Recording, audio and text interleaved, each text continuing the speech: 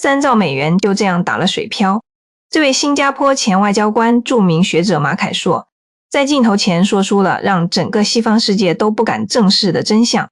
这帮美国政客宁愿烧掉3兆美元，打一场毫无意义的伊拉克战争，也不愿意把这笔钱用在自己国家的建设上。话说得更窒息的是，马凯硕教授直接点名，如果美国当年听了德国和法国的劝告，不打这场仗，今天美国的基础建设本可以闪闪发光，像中国一样。不料这番话一出，整个访谈气氛瞬间凝固。而他说的还不止这些，美国那800个海外军事基地，那些即将沦为活靶子的航空母舰，究竟是在保护谁，还是说这一切反而成了送给中国的地缘政治大礼？让我们来看马凯硕教授如何一句一句拆穿美国的战略谎言。Yes, another example of this kind of paradox, where the thing that the United States does to counter China is actually helping China, not the United States, is you say rational and wasteful defense spending, which you say it is in this might surprise some people, that you say it's in China's national interest for American wasteful defense spending to continue. The more money America spends on weapon systems that will never be used against China, because as you say, a war between the two countries would result in the destruction of both countries. You say that the better off China will be, and American military expenditures are geopolitical gifts to China. That is certainly something that those authorizing those expenditures don't believe. Yeah. And you see, the tragedy here is that the way America spends money on defense expenditures, in theory, you should first work out a strategy and say, what kind of weapons do we need?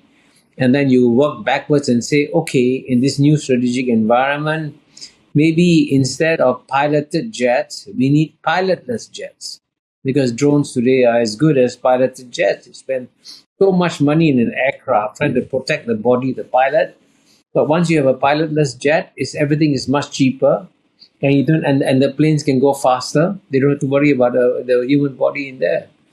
And similarly, today with advanced missiles, aircraft carriers have become sitting ducks. You no longer need aircraft carriers anymore to project power. But the reason why you cannot change course is because in America, and this is part of being a plutocracy, the arms industry can lobby the US Congress to pass bills to buy weapons that are outmoded and that are no longer needed. So America is producing a lot of weapons that will not be useful when the real war comes, because the aircraft carriers will be sitting ducks in the face of all these hypersonic and supersonic missiles that are being developed. But you have vested interest deciding what should be purchased.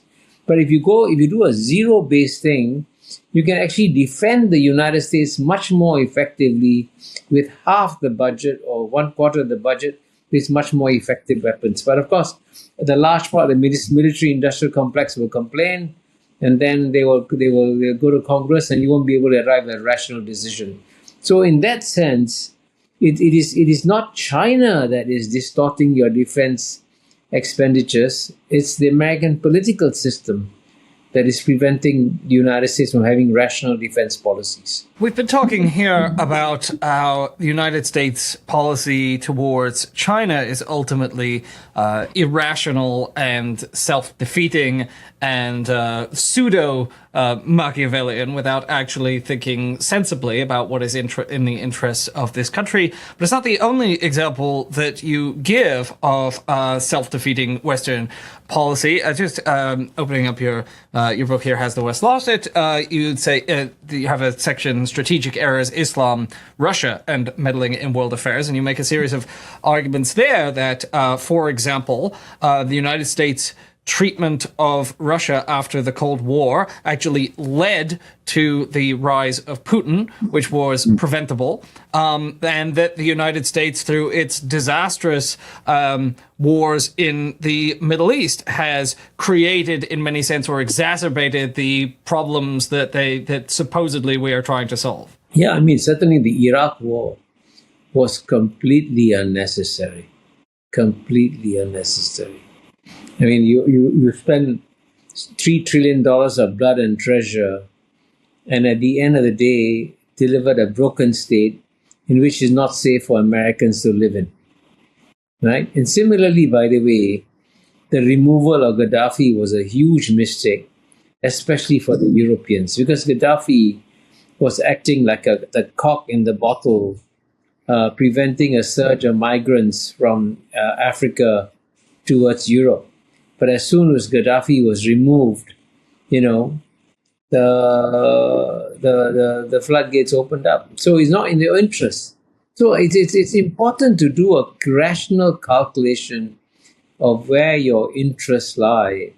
And it's not in America's interest necessarily to fight forever wars and to have 800 military bases around the world. Because the United States is a very safe country.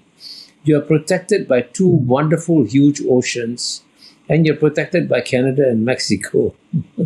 And you don't have hostile republics at your border. So you can actually cut down your defense expenditures dramatically. And instead of making it a sole American mission to keep international waterways safe, work with the other navies in the world and work cooperatively, because all of us share common interests in keeping international sea lanes safe. You served as president of the. I believe you were in the UN Security Council in the lead up to the Iraq War. What That's right, in 2001, 2002. Yeah. Can you tell us a bit about that? Yeah, it was. You could see the tension building up in the Security Council, because the United States was trying to pass a resolution saying that to justify an invasion of Iraq, and it was very clear that Russia, China, and Germany and France thought it was a wrong decision. And frankly, if the United States had listened to its good friends, Germany and France, who said, you shouldn't fight this war, you will lose a lot of money and you will be worse off. The United States could have saved $3 trillion, and by the way, used it to develop the infrastructure of the United States and make it as gleaming as that of China. So why spend $3 trillion fighting an unnecessary war? And I'm surprised that no one has been held accountable for this unnecessary war.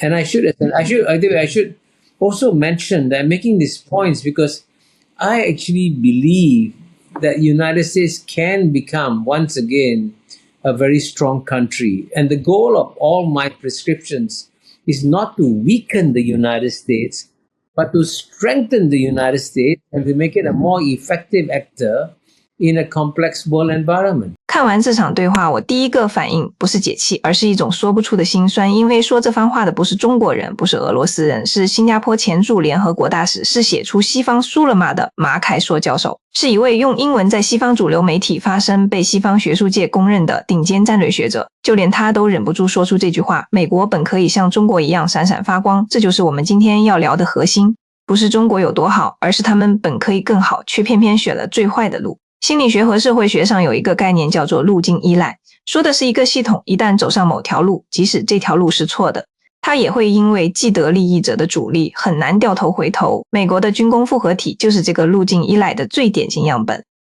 军火商游说国会，国会批准采购养活下一轮游说，这个闭环才是真正在主宰美国国防政策的那只手，而不是什么战略判断，更不是什么国家利益。你知道美国在伊拉克战争上花了多少钱吗？3兆美元，不是300亿，是3兆，一个3后面跟住12个零。这笔钱放在中国，足以再建一条一带一路，足以让更多人彻底告别贫困，足以把所有老旧桥梁、公路、港口、机场全部翻新一遍。但美国用这笔钱做了什么？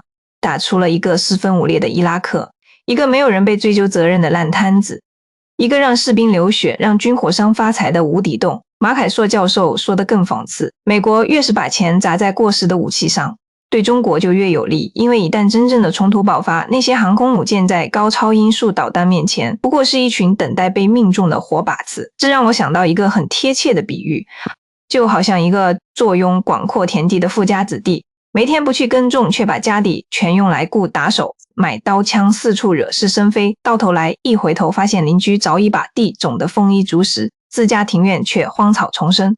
无人问津这个比喻用来形容今天的美国一点都不过分。反观我们中国，用1代人的时间消除了绝对贫困，建成了全世界最长的高速铁路网络，在几乎所有人唱衰的声浪下，一步一脚印走到了今天。我们不是靠打仗打出来的，我们靠的是建设，靠的是专注，靠的是把每一分资源用在真正需要的地方。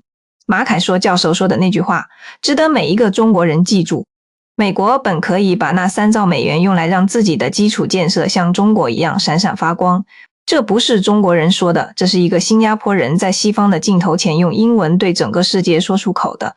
历史的车轮从不等候那些只知道挥舞拳头的人，真正的大国崛起从来都是静水深流，深到让那些喧嚣的声音在某一天不得不低下头，承认这个无法回避的事实。你们怎么看？评论区见。